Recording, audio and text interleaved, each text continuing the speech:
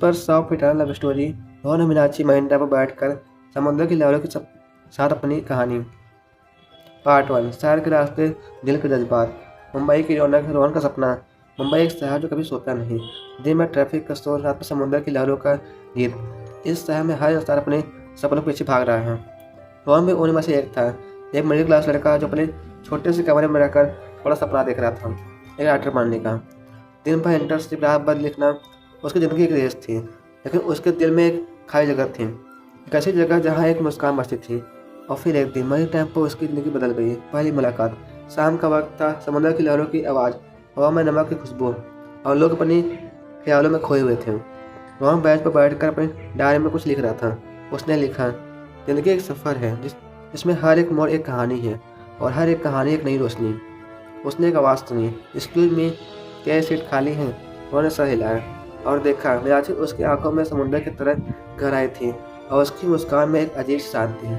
हाँ बिल्कुल, रोहन ने कहा, और उस पल से एक कहानी शुरू हुई, दिल की आवाज़। मीनाक्षी बेंच पर बैठ गई, उसने समुद्र की तरफ देखा और कहा, तुम्हें पता है समुद्र की लहरों में एक अजीब सी बात होती है, यह गिरती है, उड़ती है, फिर गिरती है, फिर कभी रुकती नहीं है। ज़िंदगी भी ऐसी ही है। और डायरी में लिख लिया, ज़िंदगी की लहरों में गिरना भी एक कला है, और उठना एक हिम्मत। उस पर रोहन को लगा जैसे उसने अपना पहला इंस्पिरेशन पा लिया हो, दोस्ती का जज्बा। दिन बीतने लगे। रोहन और मीनाक्षी अक्सर मरीन ड्राइव पर मिलते, रोज समुद्र की लहरों के साथ बातें, कभी कॉफ़ी के साथ हंसी। रोहन को लगता था जैसे मीनाक्षी के साथ बात करना एक थेरेपी है। एक दिन मीनाक्षी ने कहा, रोहन तुम्हें अपने लिखने का पैशन कभी छोड़ना नहीं चाहिए। सपने वही सच होते हैं जो दिल से चेस किए आते हैं। उन्होंने डायरी में लिखा, सपने वही सच होते हैं जो दिल से चेस किए आते हैं।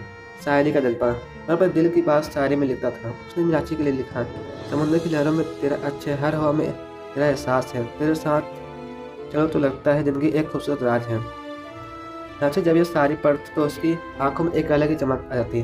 Romantic moments. एक बार दोनों मरीन ड्राइव से चलकर एक छोटी सी चाय की टपरी पर रुक गए। बारिश हो रही थी और दोनों एक छोटे से छतरी के नीचे खड़े थे। मीनाक्षी के बालों पर पानी की बूंदें चमक रही थी। उन्होंने हल्का मजाक किया, लगता है बारिश में तुम्हें देखकर मुस्कुराती है। मीनाक्षी हंसी और बोली, और तुम्हें देखकर लगता है ज़िंदगी एक कहानी लिख रही है। उस पल दोनों के बीच एक खामोशी थी जो सबसे ज़्यादा कुछ कह रही थी। एक और शाम रोहन ने मीनाक्षी को अपनी डायरी दिखाई। उसमें लिखा था, तुम मेरी कहानी का वो हिस्सा हो जो हर पेज की रंगीन बनाता है। मीनाक्षी ने डायरी बंद करके उसकी तरफ देखा और कहा, और तुम मेरी ज़िंदगी का वो शब्द हो जो हर जज्बात को मीनिंग देता है। लव और मोटिवेशन का संगम।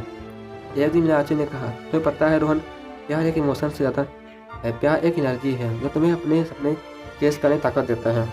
रोहन ने मुस्कुराते हुए जवाब दिया, और तुम मेरी एनर्जी हो मीनाक्षी।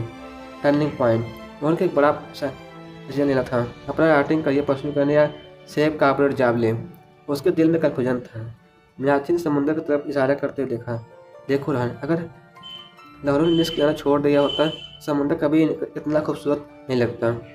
तो भी अपने सपने के लिए रिस्क लेना होगा। उस पल रोहन को समझ आया कि मीनाक्षी सिर्फ उसकी दोस्त नहीं, उसकी गाइड भी है। दिल को छू जाने वाली बातें। रोहन ने डायरी में लिखा, प्यार वो रोशनी है जो समुद्र के अंधेरों में भी रास्ता दिखाता है। एक साथ मरीन ड्राइव पर दोनों बेंच पर बैठे थे, हवा चल रही थी, और समुद्र की लहरों की आवाज़ उनके दिल की धड़कन से मिल रही थी।